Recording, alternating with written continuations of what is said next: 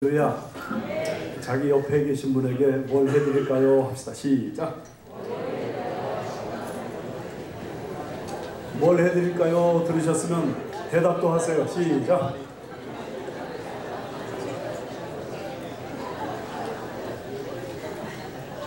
제가 지난주에 제 아내한테 뭘 해드릴까요? 그랬더니 무슨 답이 돌아왔냐면 설교를 잘해주세요.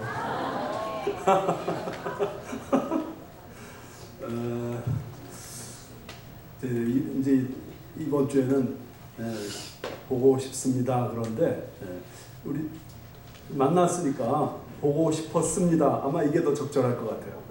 안 하신 분 반대쪽에다가 보고 싶었습니다. 시작.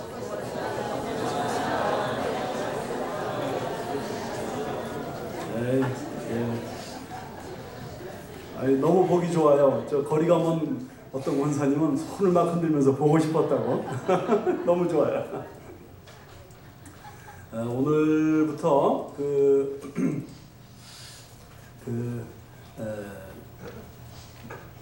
텔레비전 방송에 44.3 YTN인가요? 거기 KTN 제가 잘 몰라요. 44.3에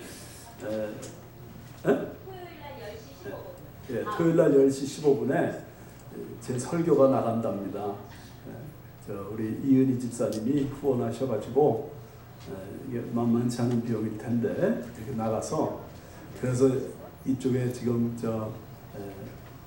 KTN의 김상대 PD님이 직접 오셔서, 우리 카메라는 좀 퀄리티가 떨어져서 안 돼가지고 직접 오셔서 이렇게 촬영을 해주시는데, 여러분들이 아멘을 더 잘 해주시기 바랍니다. 저를 골탕 먹이려면 아멘 안 하면 돼요. 이렇게 열정으로 같이 섬길 수 있는 분위기가 대단히 고맙고 감사합니다. 지난주 월요일날 우리가 이사갈 브레아 갈보리 채플의 데이버 목사님을 만났는데, 그 목사님 통해서 그 교회가 4월 7일날 이사갈 의사가 아주 분명하다는 사실을 알게 됐습니다.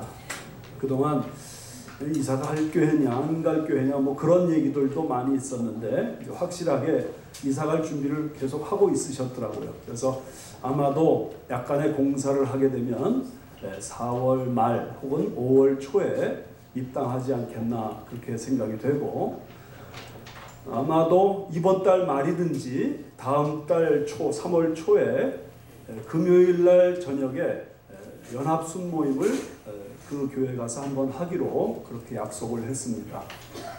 그 전에는 가급적이면 그 교회를 방문하지 말아주시기를 바랍니다. 제가 이미 우리 교우들에게 그 교회를 방문하지 말아달라고 부탁을 드렸는데, 그래서 우리 교우들은 아마 거의 안 가셨을 거예요. 그런데 지난주에 만나서 얘기해 보니까 지난 주일날도 한국 사람이 한 10명이 왔다 갔대요. 그러면서 저희 보고 그 교회를 좀 당분간 얼마 안 남았으니까 오지 않았으면 좋겠다는 얘기를 하시더라고요. 제가 가만히 생각해 보니까 그분들이 우리 교인들이 아니셔요. 그런데 지금 우리 교회가 그쪽으로 간다 그러니까 이제 와 보시는 분들이 이렇게 자꾸 생겼는데, 그래서 그분들 우리 교인 아니다 그랬더니 그분들이 깜짝 놀라더라고요. 아마 제가 생각할 때 진짜 그런 것 같아요. 그냥 와 보시는 분들이, 또 이미 소식을 아는 분들이 기대감을 가지고 방문하신 게 아닌가 싶은 그런 생각이 듭니다. 아무튼 이제 예배당 입당이 구체적으로 이렇게 진행이 되고 있기 때문에 목회자인 저는 입당 자체보다, 보이는 성전의 입당 자체보다 보이지 않는 마음의 성전 쌓는 게 더 중요하다, 그런 생각을 하면서 제가 여기 마음의 성전을 세우는 느헤미야 강해를 오늘부터 몇 주에 걸쳐서 시작을 하려고 합니다. 이 느헤미야서는 성벽을 짓는 일이고, 또 뿐만 아니라 신앙의 개혁운동을 일으킵니다. 그래서 우리가 성벽 짓는 거나 성전 쌓는 거나 다 같은 개념인데, 진짜 중요한 것은 에스라도 느헤미야도 마음의 심령의 개혁운동을 일으켰습니다. 그래서 그렇게 도전하는데 여러분들께서 보이는 성전뿐만 아니라 보이지 않는 마음의 성전 건축하는 일에 더 많은 기도에 동참해 주시기 바랍니다. 잠깐 기도하고 말씀드릴게요. 하나님 아버지, 오늘도 우리 기도를 들으시고 응답하시는 살아계신 주님을 찬양합니다. 참으로 저희들이 하나님 앞에 다시 한번 겸비한 마음을 갖게 도와주시고, 또 저희들의 삶 가운데서 하나님이 오늘도 힘있게 역사하시는 것을 믿음으로 바라보고 어떤 형편 처지에서도 좌절하거나 낙심하지 않게 축복하시며, 또한 우리 모두 믿음의 발걸음 한 걸음씩 옮겨가도록 하나님 축복해 주시옵소서. 주의 도우시는 은혜를 믿사옵고, 이 시간 하나님의 말씀이 우리 두 귀에 들리도록 성령님 역사해 주시기 원하며 예수님의 이름으로 기도하옵나이다. 아멘. 오늘 이 설교의 제목을 교회여 거룩한 전쟁에 나서라, 이런 제목으로 말씀을 드립니다. 이번 달 생명의 삶에 나온 이야기를 제가 하나 드리겠습니다. 1975년의 일입니다. 저 남미 지역의 베네수엘라는 세계 석유 매장량이 제2위랍니다. 그만큼 지하자원이 풍성한 나라인데 정치 그리고 교육 수준은 바닥입니다. 어린이들은 빈곤과 마약과 범죄에 그대로 무방비 상태로 노출되어 있고, 정부는 이런 문제를 해결한다고 호동되는데 아무런 효과가 생기질 않고 있는 가운데 있습니다. 30대 중반의 신사 한 분이 이런 조국의 현실을 생각하면서 대단히 비통하게 생각을 했습니다. 어떻게 하면 이 어려운 현실을 타개 나갈 수 있겠는가? 그래서 이분이 가난한 어린이들을 위해서 뭔가 해야 되겠다고 생각을 했습니다. 그 사람 이름이 호세 안토니오 아브레우라고 하는 박사입니다. 이분이 자기 집 지하 주차장에 동네 아이들 11명을 불러 모았습니다. 그 아이들에게 악기를 사줍니다. 그러면서 연습시켜 줄 테니까 열심히 나와라 부탁합니다. 둘째 날 28명 아이들이 모였습니다. 셋째 날 45명의 아이들이 모였고, 넷째 날 75명의 아이들이 모였습니다. 그 모임 이름을 더 시스템, 조직이라는 의미로 엘 시스테마 그렇게 불렀는데, 악기를 공짜로 주는 것은 물론 레슨비를 받지 않습니다. 먼저 레슨 받은 아이들이 새로 시작하는 아이들을 가르치는 시스템으로 움직입니다. 그래서 지금은 그런 엘 시스테마가 200개가 넘는답니다. 30만 명의 어린아이들이 이 프로그램에서 악기 연주를 하고 있습니다. 일주일에 6번씩 청소년들이 연주를 한다고 합니다.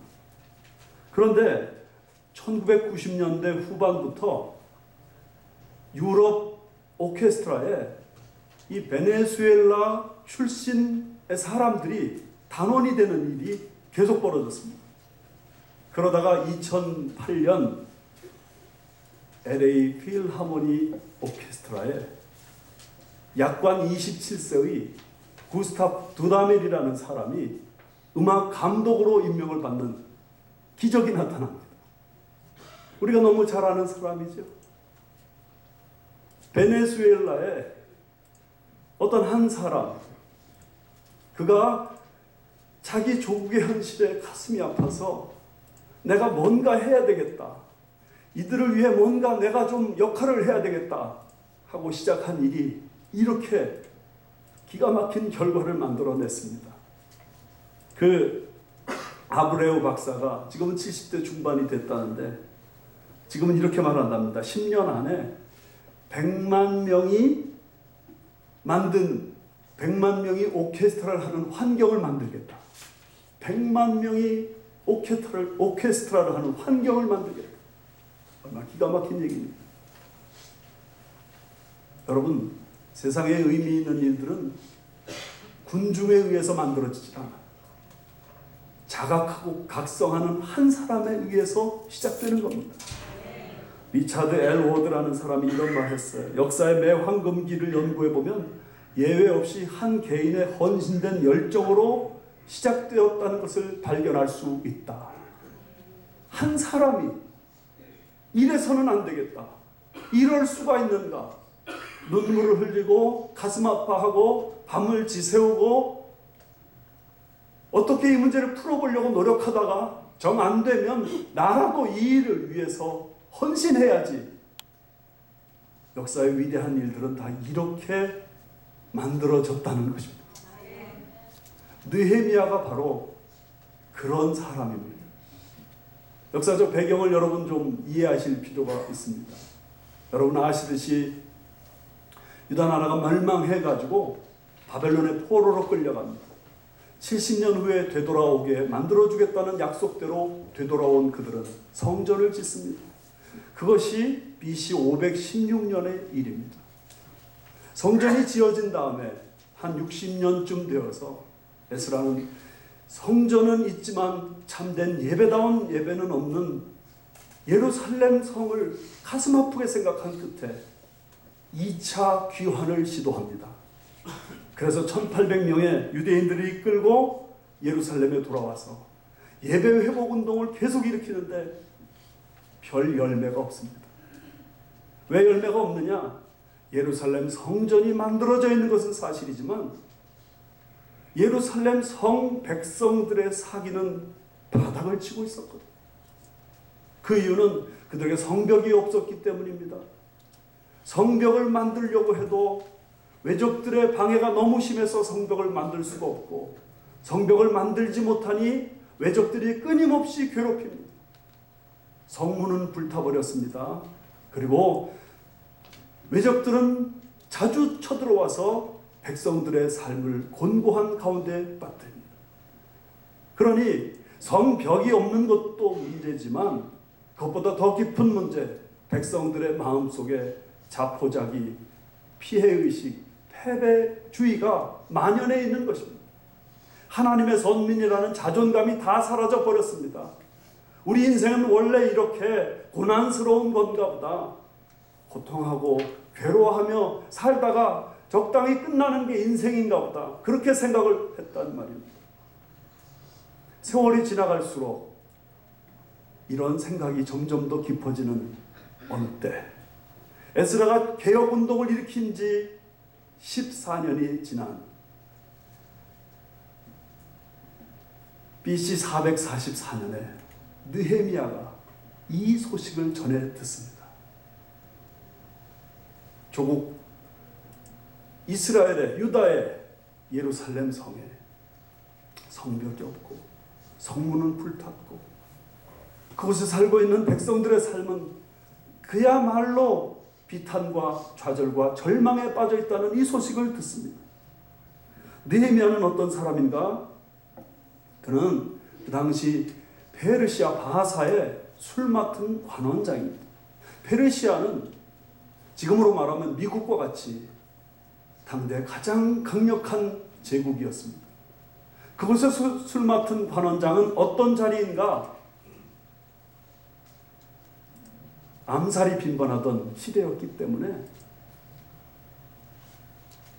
왕 곁에서 먼저 시음하면서 왕의 생명을 지키는 왕의 신복의 자리입니다. 단순히 시음만 하는 것이 아니라 국정을 같이 논하는 자리이니 지금으로 말하면 국무총리 혹은 비서실장에 해당되는 자리입니다. 그러니까 대페르시아 제국의 제2인자라 할 수 있는 대단한 자리에 이 느헤미야가 앉아 있습니다. 여기서 중요한 것이 있습니다.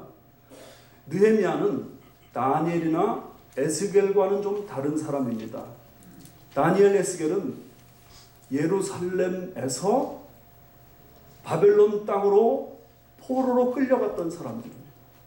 느헤미야는 아예 이 바사 제국에서 태어나서 성장한 이민 2세라는 사실. 여러분, 이민 2세가 그 땅에서 성공한다는 게 얼마나 어려운지 잘 아시죠? 인종차별이 있습니다. 왕따 당합니다. 정체성에 스스로 문제가 있어서 뿌리를 내리지 못하는 경우가 너무 많은 사람들이 이민 2세 아닙니까? 그런데 이 이민 2세 느헤미야가 그 땅에서 그 제국의 제2인자가 됩니다. 얼마나 성실하게 노력하고 얼마나 충성스러웠는지 알 수 있겠죠.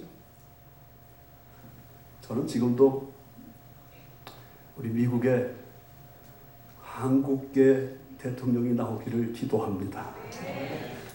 그런 일이 벌어져야 됩니다.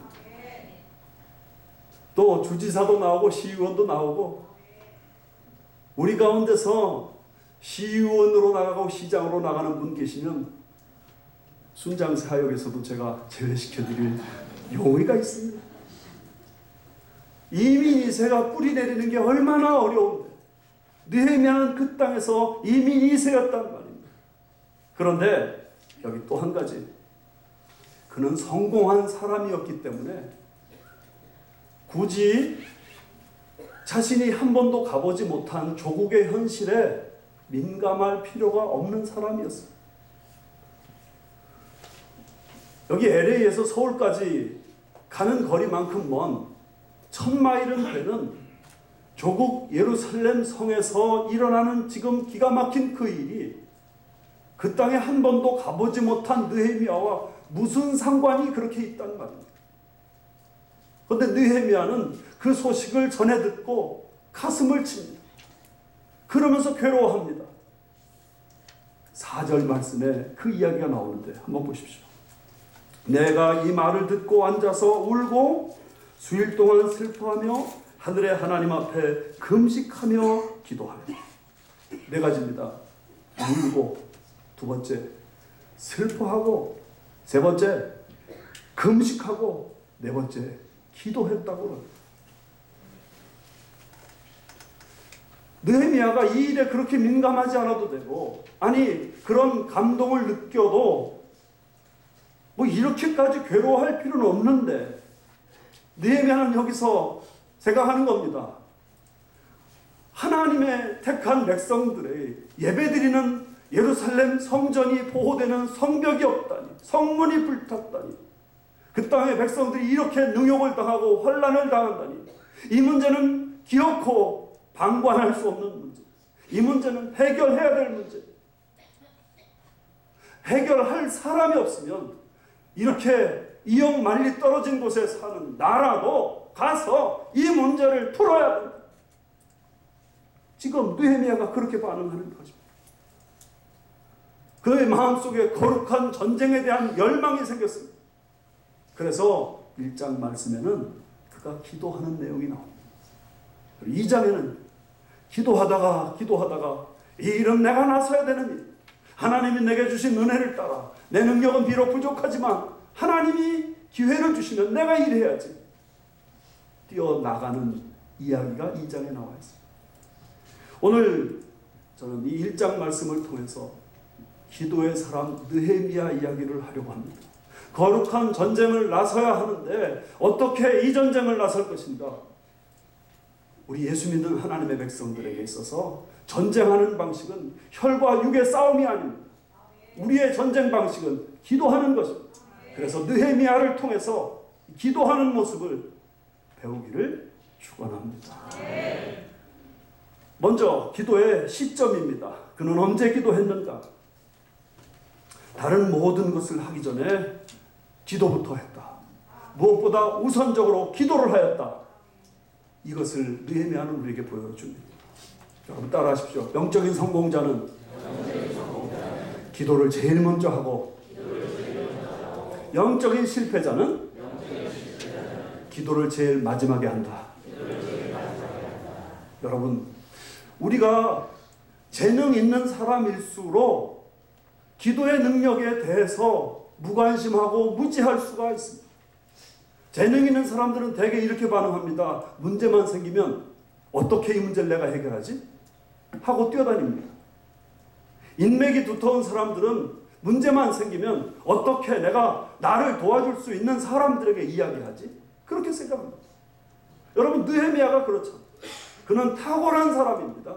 조직가입니다. 관리자입니다. 동기부여자입니다. 행동가입니다. 그는 누구보다 빨리 움직일 수 있는 사람이었습니다. 그렇다. 이 문제를 해결하기 위해서 내가 뛰어가야지. 말 타고 뛰어가면 며칠 걸리지도 않는 거리 갈 수 있지 않습니까? 그는 왕의 술 시중을 드는 사람입니다. 술 한 잔 드리면서 왕이시여 문제가 있습니다. 날 좀 도와주십시오. 얼마든지 말할 수 있지 않습니까? 그런데 그는 그 머리를 쓰질 않습니다. 그 재주를 의지하지 않습니다. 그리고 다른 사람의 도움을 부탁하지 않습니다. 그러면서 그는 울며 수일 동안 슬퍼하며 금식하며 하나님 앞에 기도합니다. 그가 수일 동안 이렇게 울며 슬퍼하고 금식했다는데 그 수일이 도대체 얼마나 될까?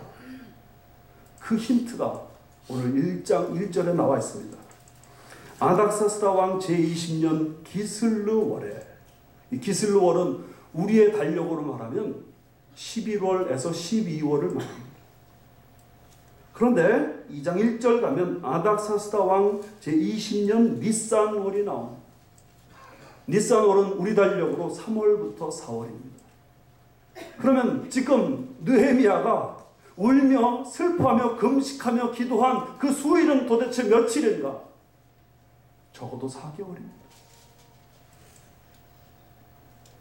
이 말씀을 볼 때 그는 정말 기도의 사람 아닙니까? 능력이 있는 것 같습니다. 연줄이 많습니다. 아무것도 의지하지 않고 하나님 앞에 기도로 일관하며 하나님의 도우심을 구합니다. 다른 모든 일보다 먼저 기도로 이 문제를 풀어가려고 몸부림칩니다. 느헤미야가 성전 건축 52일 만에 해내는데 그 해내는 과정에 느헤미야가 기도한 것의 횟수를 따지면 10번 정도 됩니다. 그는 정말 기도의 사람입니다. 근데 잊지 마십시오. 언제 그는 기도했는가? 모든 일을 시작하기 전에 출중한 능력이 있었지만 그 능력을 발휘하지 않고 하나님 앞에 기도하기 시작했어요.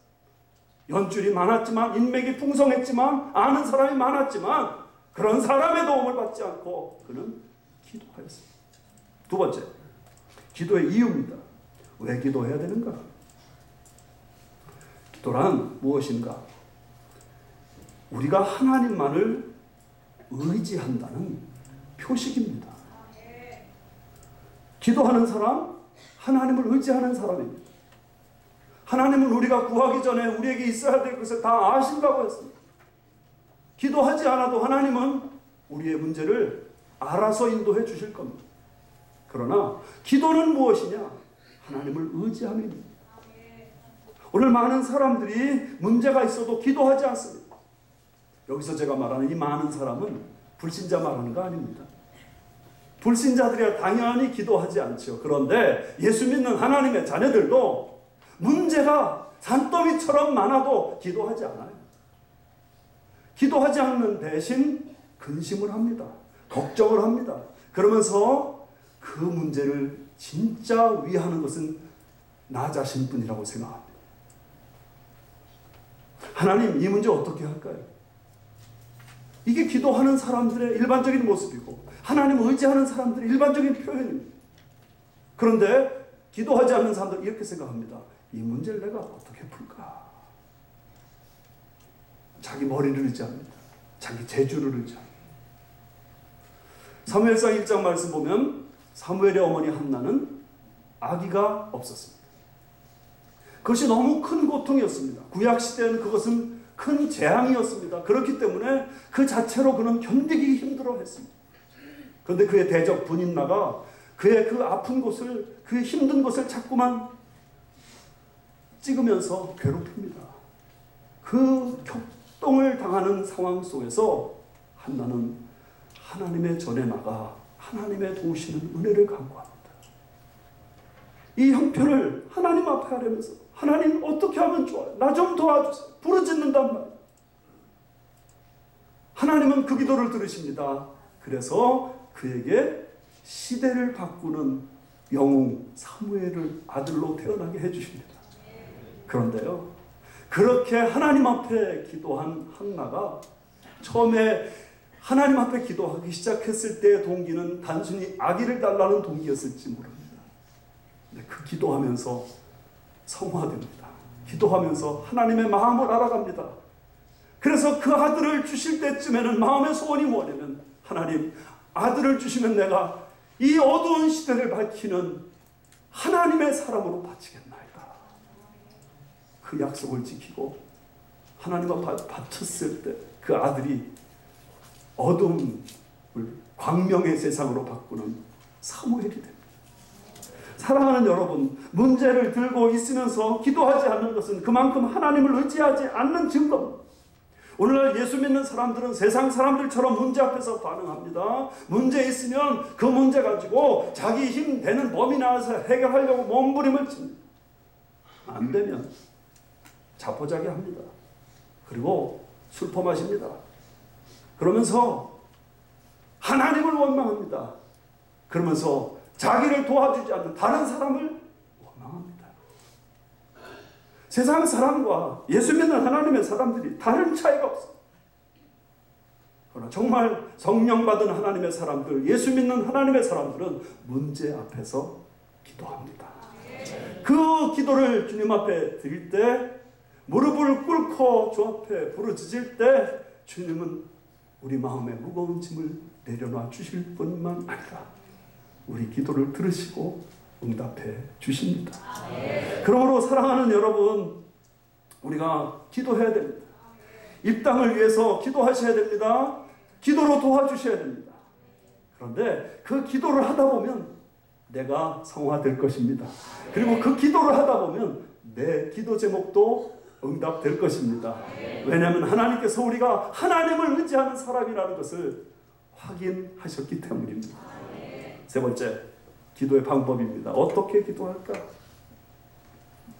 기도의 방법은 올바른 근거를 가지고 기도해야 됩니다. 기도의 내용을 들어보면 기도하는 분들의 수준을 알 수 있습니다. 이기적으로 기도하십니까? 아무리 오래 믿었다 하더라도 여전히 저만 아는 이기주의자입니다. 똑같은 말만 천편일조로 늘어놓습니까? 영적으로 메말라 있는 게 분명합니다. 괜히 미사여구를 쓰려고 애를 씁니까? 일종의 교만기가 그에게 있습니다. 오래 믿어도 그저 달라는 것뿐입니까? 수준이 유치한 수준에 불과합니다. 어떻게 기도해야 되는가? 느헤미야에게 배우십시오. 첫 번째, 느헤미야는 기도할 때 먼저 하나님의 성품에 근거한 기도를 드렸습니다. 여기 느헤미야 기도 중에 처음 기도문 5절 말씀을 보십시오. 하늘의 하나님 여호와, 크고 두려우신 하나님이여, 주를 사랑하고 주의 계명을 지키는 자에게 언약을 지키시며 긍휼을 베푸시는 주여 간구하나이다. 하늘의 하나님, 전능하신 하나님 말합니다. 크고 두려우신 하나님, 위대하신 하나님 말합니다. 언약을 지키신 하나님, 약속을 성취하시는, 약속을 집어삼키지 않으시는 하나님이십니다.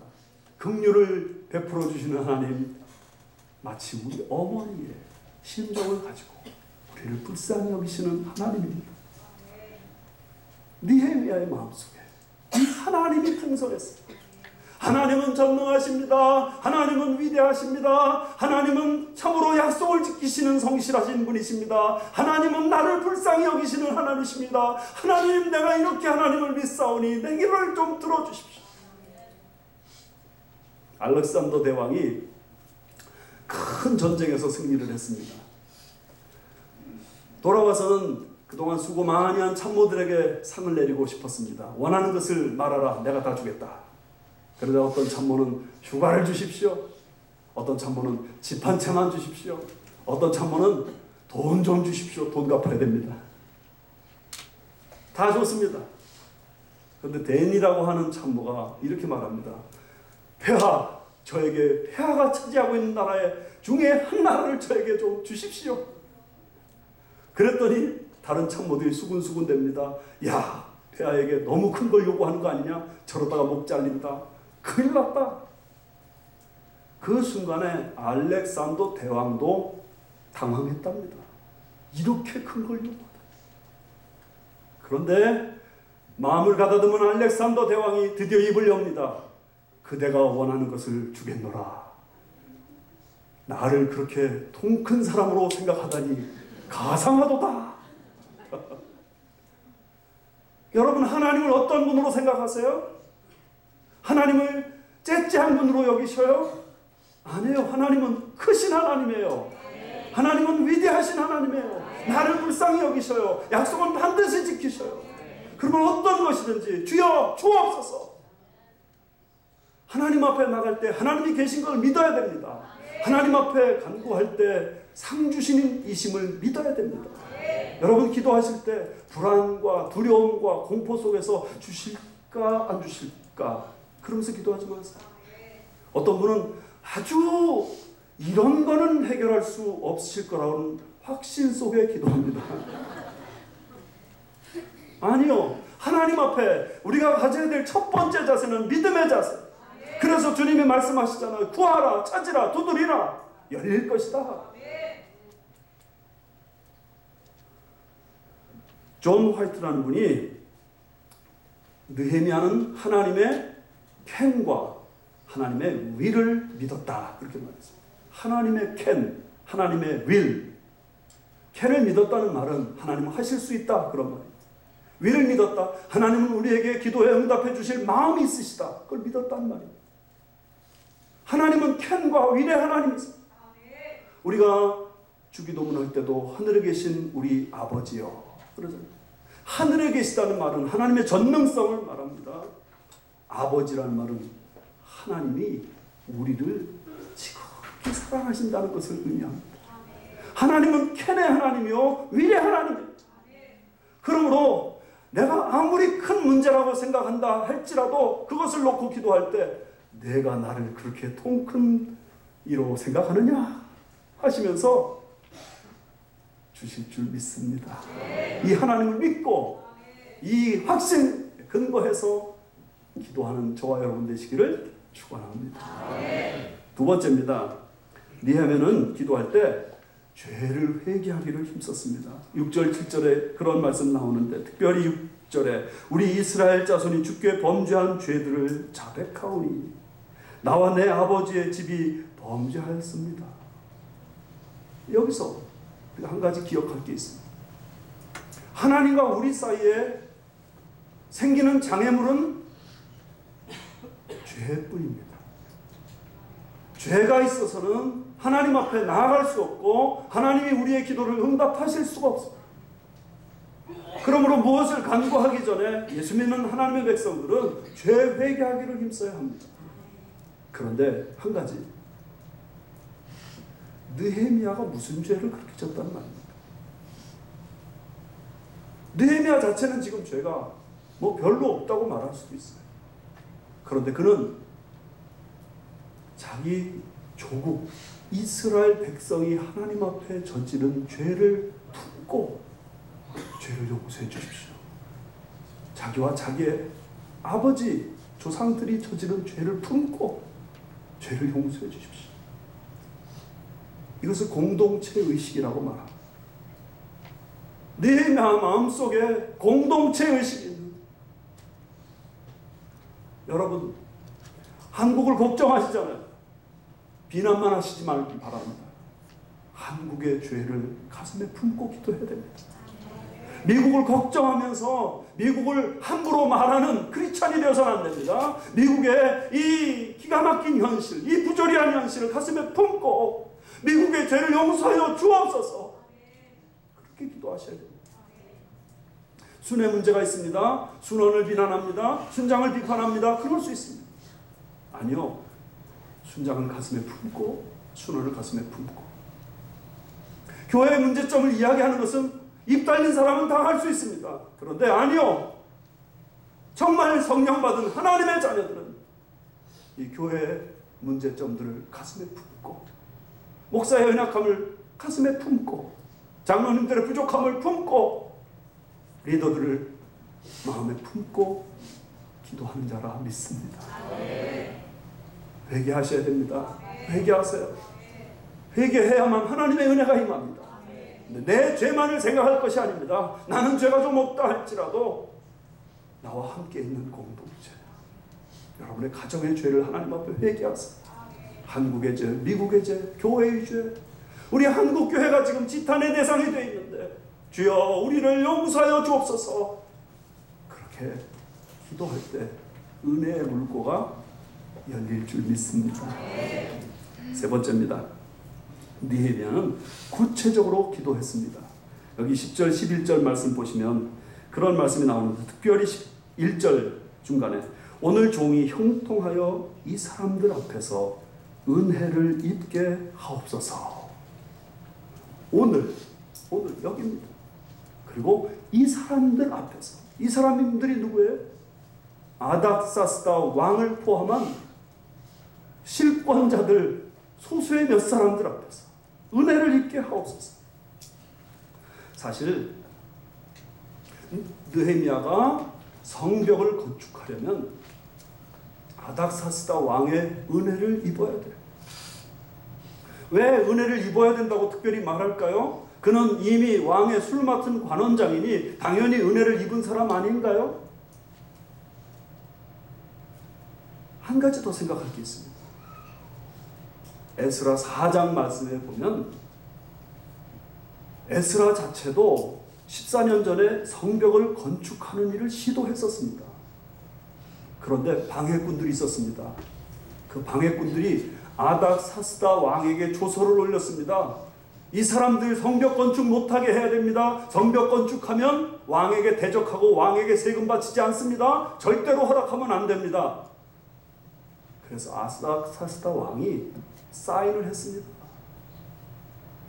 그 아닥사스다 왕은 성벽 건축을 하지 못하게 하기를 결정하노라 사인한 사람입니다. 그러므로 어쩌면 느헤미야를 사랑하지만 아닥사스다 왕 입장에서 왕이 한번 조서를 내리고 그 일에 사인했으면 그건 이러나 저러나 무조건 지켜줘야지. 왕이 어떻게 입장을 바꾸겠습니까? 느헤미야는 그걸 알았던 것입니다. 그래서 기도합니다.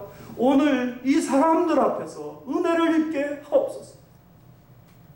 에스더가 왕 앞에 나갈 때 그 왕의 마음이 바뀌어서 그가 에스더를 지극히 사랑하는 마음으로 대했던 것처럼 느헤미야가 이 문제를 들고 왕 앞에 은혜를 구할 때 그 느헤미야의 말을 달게 받고 허락할 수 있도록 하나님 은혜를 주옵소서. 구체적인 기도. 우리 교회가 10만 번 기도운동을 벌였는데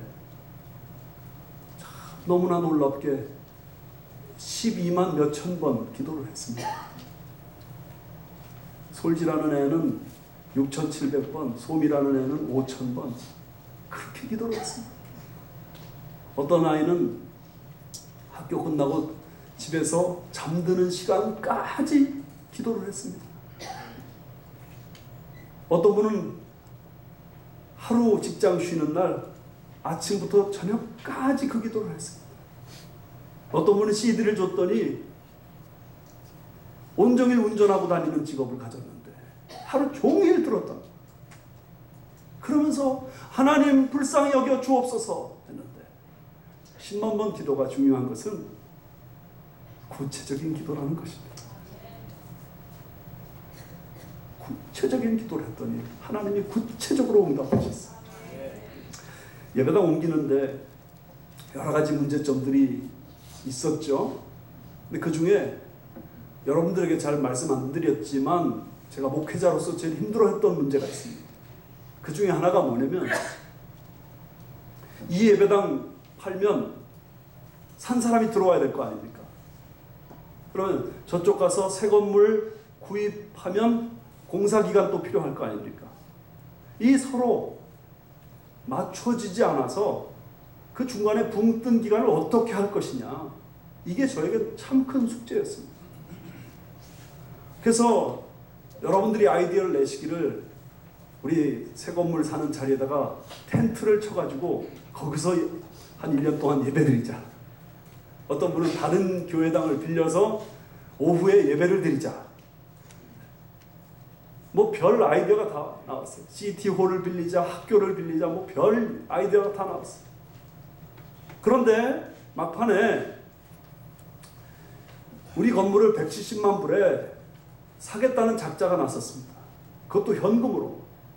이 사겠다는 게 우리한테는 아주 애타게 기다리던 일이었기 때문에, 그것도 현금으로 사겠다니까 우리가 갈 곳이 마련되어 있지 않은 상태에서라도 이걸 팔아야만 했어요. 그래서 할 수 없이 떠밀려서 이제 팔려고 하는데, 사인하기 바로 전날, 주일날이었습니다. 이 건물을 CT에서 구입하겠다고 연락이 왔습니다. 그것도 195만 불에. 저라면 아멘 크게 할 텐데, 여러분은 감동이 없으세요? 그리고 CTA가 이 건물 구입은 했지만 사용 계획은 아직 없답니다. 그러니까 나침반교에 있고 싶을 때까지 있으라고. 그런데 참 기가 막힌 거는, 이 건물을 구입한 것이 CT 재개발국이었거든요.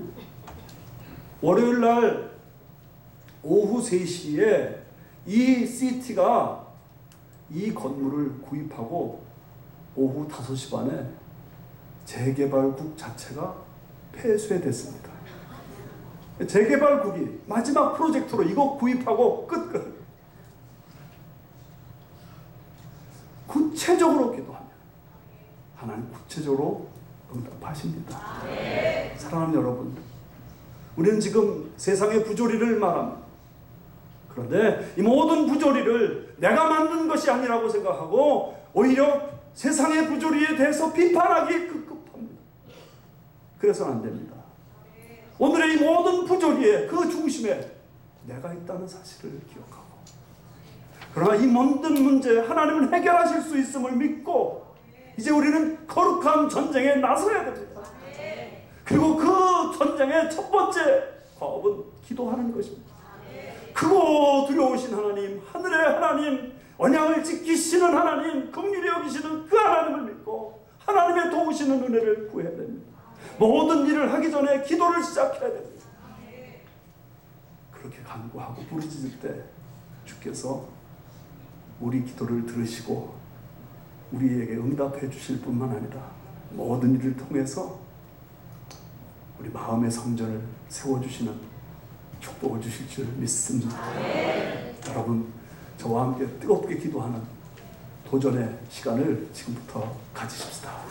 하나님이 저와 여러분과 함께 해주시기를 주님의 이름으로 축원합니다. 기도합시다. 사랑하는 하나님 아버지, 저희들에게 거룩한 전쟁을 나서도록 도전해 주시니 감사합니다. 저희들 깨닫게 하여 주시고 이 전쟁의 선봉장에 서도록 인도하여 주시옵소서. 우리가 할 수 있는 것이 아니라 하나님이 하실 수 있음을 믿고 전진케 하여 주옵소서. 믿사옵고 예수님의 이름으로 기도하옵나이다. 아멘. 우리 주신